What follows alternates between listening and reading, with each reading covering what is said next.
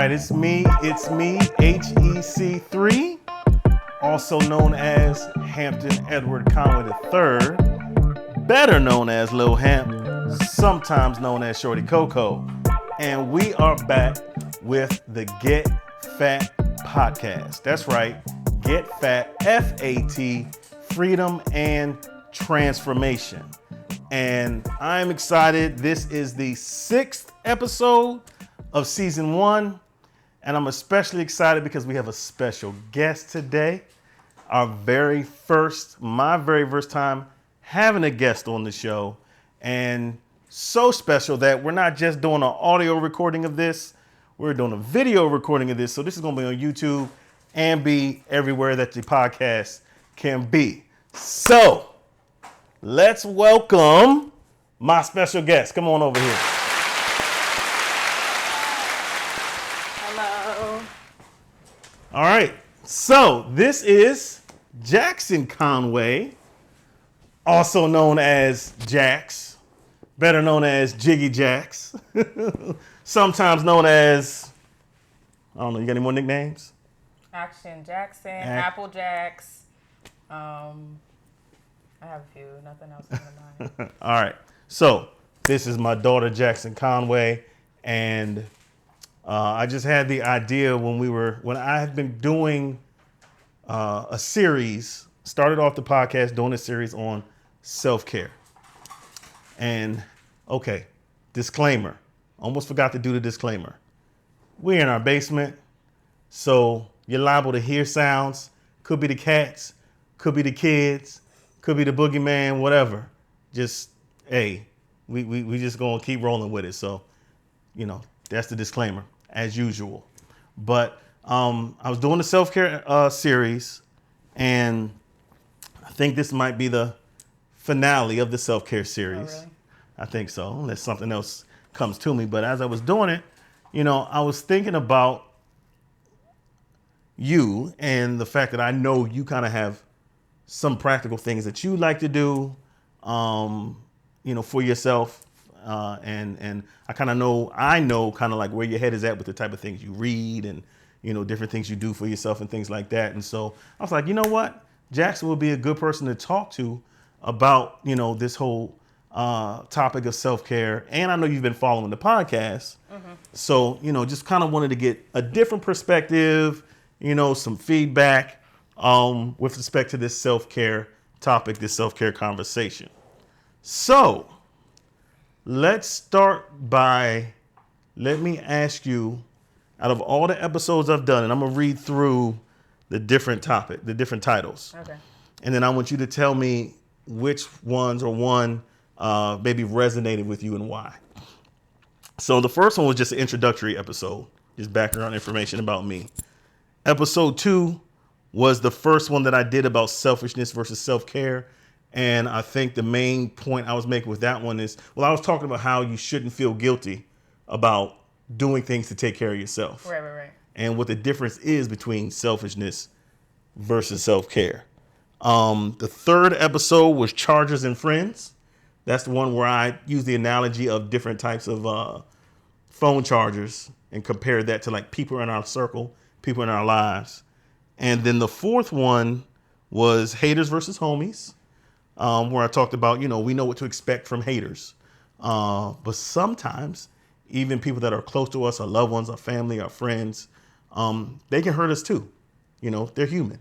And sometimes they may not support us the way we think we need to or should be supported based on their own ideas and perceptions. And then the last one I did was Traction versus Distraction, talking about the idea of, really trying to pay attention to things in our lives that may seem like good things in and of themselves, but oftentimes we can still be distracted by those things. And forgive me, I'm hot. Air conditioner's broke, and we waiting for it to get fixed, and it is hot. So Yeah, it's hot. Don't mind me sweating. If I'm glistening, that's why.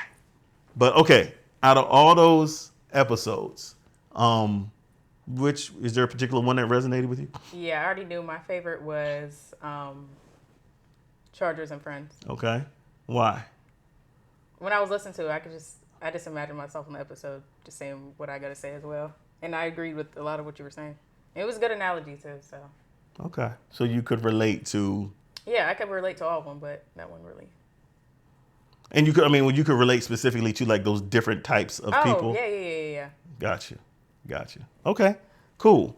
Was there anything that stood out from any other episode for you that you can think of? Nothing coming to mind. Okay. I do want to ask your opinion specific about one of the episodes, and then I'm gonna let you talk, and kind of just talk about, some practical things for yourself with respect to self-care. But I want to ask about the second episode I did, which was the introduction to selfishness versus self-care. Mm-hmm. One of the things I talked about, I used myself as an example, and I talked about the time in 2014. Laughing is a universal reaction for Jaxsyn, by the way. Like whether it's something good, something bad, something embarrassing, something cool, like she's gonna laugh. So anyway, in 2014, I told the story in that episode about how I left Pittsburgh, came to Maryland, and it was one of the hardest things I ever did, leaving y'all behind. Right. But it was something I needed to do for myself. What was, because at that time, 2014, you were how old? 7 years ago, 12. Okay. So you were 12 when this happened. Wait, what month did you leave? Oh, January. Beginning. Okay, yeah. I left in January. It was right after Christmas. I was 11 then. I turned 12. Okay, right. So you're 11 years old. I leave y'all behind. What was your perspective then? And then what are your thoughts now about that time frame? Like how I felt at that moment? Yeah. I think I was angry with you. Okay. Yeah, I genuinely don't really remember too much about that time. I don't remember too much about that time specifically, but I just remember, I think I was angry with you. Do you remember why you were angry? Because you weren't around, and I didn't understand. I don't even remember you. I don't remember like the time you left. I don't. Mm-hmm. But yeah, like it's like Dad's gone. So. Okay. And so when I left, I didn't make it like a big thing. Mm-hmm. Like there was no like announcement, sitting everybody down, make it a big announcement. Right. It was almost like see y'all later kind of thing versus goodbye. Did you say goodbye? I honestly don't even remember myself. I honestly don't remember. Like you just up and left, or like did you even pack anything? Like, I definitely packed. Oh, okay. Yeah, I definitely packed. I brought clothes down because I knew I had gotten a job down here. Oh, okay. So I packed the van. Okay. Yeah. So I'm sure there was some conversation, but I think the hard part for me was I didn't know how to explain to y'all the true, real reason why I was leaving. Right. So I think I may have just made it seem like I'm going down there for a job. And at the time, y'all were supposed to eventually come down later on with Mom. But she changed her mind. We were going to move down here? Yes. The original plan was I didn't know that. See? Mm-hmm. So the original plan was I get the job down there, and we were all going to move down here. And then we got to a certain point where Mom changed her mind. Well, for me, I knew I needed a change. I knew I needed healing. Uh-huh. And I was like, I still got to make this move. Honestly, like, as bad as it was and upset that I was about everybody not going. It was a good decision. It was actually a good thing everybody didn't go, because if we all moved down here together, I would have never taken the time to really focus on me. It was almost like rehab. Like, when people have certain addictions or certain issues and and they go to rehabilitation. Like they go to a place and they're isolated from everybody, and they just focus on themselves. And that's what I needed at that time. And so it worked out that y'all didn't come. But yeah, so as far as what y'all understood, it was real foggy. And I'm not even sure what I explained or what I said, because on one hand, I honestly was trying to protect mom as far as what y'all thought. And I'm curious, did you speak about this? Do they know about this? Who? Our audience. So our audience only knows that in the first episode, I talked about leaving Yeah. and coming down here and having to get help and having to get healing and going into counseling and everything like that. Then fighting for y'all, being able to get well enough to fight for y'all and get custody of you all.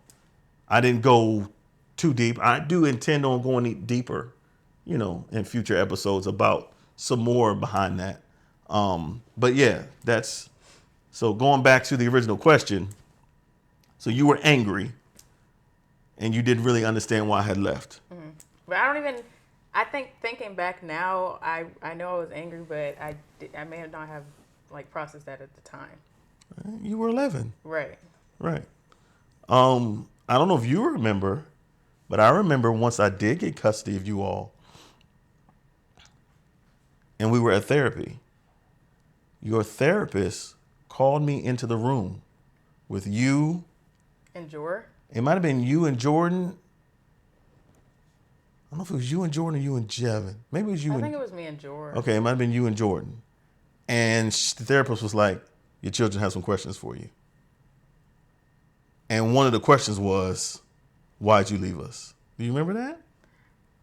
Vaguely. Yeah. I remember the setting and I remember like where I was sitting and everything, but I don't remember how the conversation went or anything. Yeah, so that was one of the first times I really got a chance to really explain more about that situation. So that was when you were 11. Now you are 19.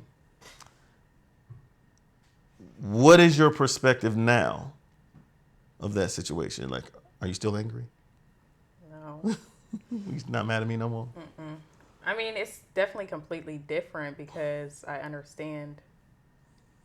have a good understanding of what went on and why you need to leave. So, I mean, it might be hard to understand, but not me personally, but like siblings and everything. But you had to do what was best for you. So yeah, and that's a good question. Do you think all your siblings understand? No. You don't think so? So some of them still may. Do you think any of them are still angry about it, or they just don't understand why it happened like that? They might be angry about that. They might be angry about other things, but I'm sure they're angry. Okay. But I also recently realized that anger doesn't always show up as like aggressiveness and everything. Like I realized anger could be like, I don't know, it's hard to describe, but it's not always lashing out and everything. So it's hard to recognize even when you yourself are angry. Okay. I think that's a whole nother conversation. Right. But okay. All right. Okay. So that's what I wanted to ask you about that particular episode. So just get back to the self-care thing. What is what are some really important things for you as it pertains to self-care for yourself? Okay, well, first of all, I could define it myself. Like, I would define it as something, self-care is really you just spending time with yourself and taking care of yourself. But, like, I wouldn't even say putting yourself first. It's just like, it's just there. It just is. But, some things I do, I journal. I've been journaling since the beginning of 2020. I journal. I like to read. I meditate here and there. My meditation schedule hasn't been the best, but I do a little yoga. Still in the beginner stages of that. Good. Do you notice anything different within yourself when you're not doing those things? Well, honestly, I haven't not been doing them for a minute now. Oh, so you've been pretty consistent. Yeah. Okay. But yeah, it feels like when I don't journal, at least I could definitely tell difference. Because sometimes it would be like when the most stuff is going on, I'm not writing when I know I should be, and then it's like I eventually write it down, but it's not the same. Like it's not as authentic as writing in the moment and be able to reflect. Okay. Okay. So what would you say journaling, consistent journaling does for you? It just gives me an opportunity to release whatever I'm feeling. It's like a weight off my shoulders, but it doesn't feel like a weight when I'm consistently writing. Gotcha. But it's like when I'm not, or when I need to let something out and I'm not in that way, then it's like, all right. Yeah. So it's an outlet. Right. Yeah, and I think that's huge. That's very important. We all go through something in some things, and when you keep stuff in, it's going to manifest some kind of way eventually. Right. So having an outlet, is definitely very important. Very important. So that's great. And spending time outside, that makes me feel better. Spending time outdoors. Even if I'm Yes, just sitting there. I've noticed that. So that's good. And yeah, I feel that way too. I think Miss Kristen is like very much like that too. Like, I know a lot of times I come home and she'll be outside sitting on the porch. She'll still be working on something, but she's out there sitting on the porch because she just wants to get outside. Right. And I know water being. Yeah, I like being near water. Yeah, that's peaceful. Okay. So, one of the things that I've noticed with you is that you have a different perspective of therapy than I think some of your siblings do. What do you think about therapy, about counseling? I think therapy is important. Well, I guess I know everyone has their own perspective on it, but my siblings specifically, like, they might not resonate or have a good relationship with their therapist, and I think that's super important.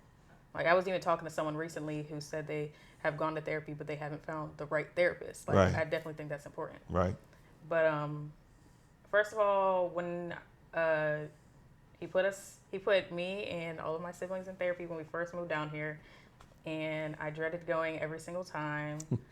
I would literally tell people like, "Oh, bro, I'm about to go to therapy."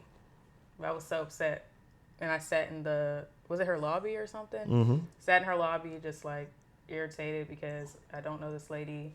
I don't want to talk about my life to her or anything like that.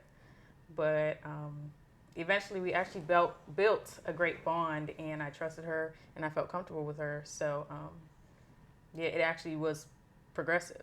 How long would you say you were going to therapy before you kind of started to turn that corner and open up? When did you put us in November? Of Was that 2015. November? I think it was.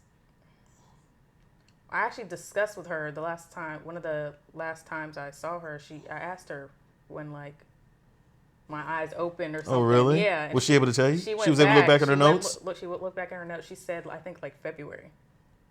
Okay. So but that's still a long time because I was going like weekly.